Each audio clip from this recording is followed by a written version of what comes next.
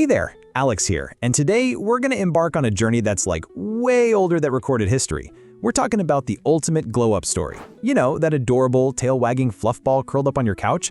Well, believe it or not, its ancestors were once wolves. Yeah, seriously. It's one of the most fascinating transformations in the animal kingdom, and for millennia, scientists have been scratching their heads wondering, how did fierce, wild wolves evolve into our loyal, loving, and sometimes utterly goofy best friends?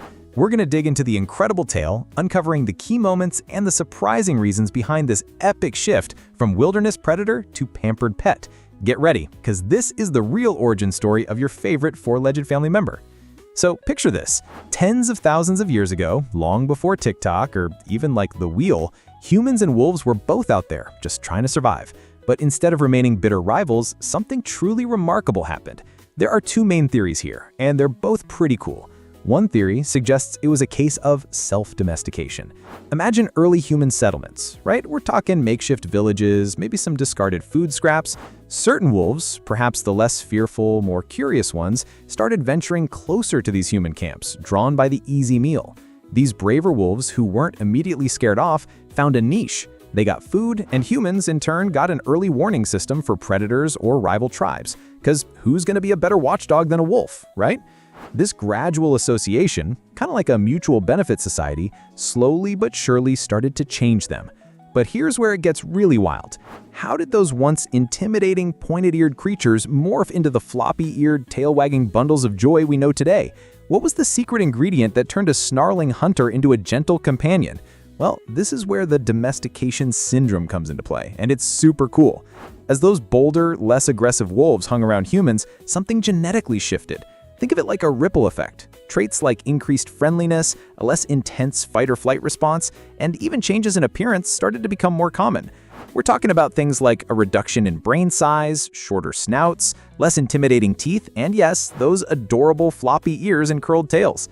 Their fur patterns became more diverse too, moving beyond just the wolfy grays and browns. They even started to retain some puppy-like characteristics into adulthood, a concept called neoteny. Instead of just being fierce hunters, they developed a capacity for play and attachment. These changes weren't just random. They were part of the process that made them more adaptable and appealing to humans, solidifying that bond. But hold on a sec. We've talked about wolves becoming dogs. Yet today we've got everything from a tiny Chihuahua to a massive Great Dane. Incredulous. How in the world did we get such an insane variety of shapes, sizes, and personalities from that one ancestral wolf? It's like comparing a pebble to a mountain range. And this, my friends, is where human intervention really kicks in. Once the basic dog template was established, humans started to actively shape their evolution through something called selective breeding. Think of it as ancient genetic engineering, but with less science and more, I like that one. As human societies developed, so did our needs. We needed dogs to help us hunt, so we bred for speed, scent, and retrieval skills, leading to hounds and retrievers. We needed guardians for our livestock and homes, so we favored size, strength, and protectiveness, giving us mastiffs and shepherds. When we started farming, we needed herders, and bam, border collies and German shepherds began to emerge. Eventually, we just wanted cuddly companions, and boom, lapdogs. This intentional breeding over thousands of years and across different cultures exploded the diversity of dog breeds we see today. Each breed is a living testament to a specific human purpose or preference. It's kind of mind-blowing when you think about it. And there you have it, folks, the incredible, mind-bending journey from wild wolf to our beloved best friend. It's a story of mutual benefit, gradual change, and intentional creation, all wrapped up in one furry package. So, now that you know the epic origin story of how wolves became dogs and how we got all these amazing diverse breeds, you might be thinking about just how different these dogs can be, right?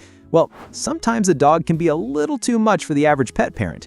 If you want to see a prime example of a dog breed that might just be more than most people can handle, you gotta check out this video right here, why the Belgian Malinois may be too much dog for most people. It's a real eye-opener.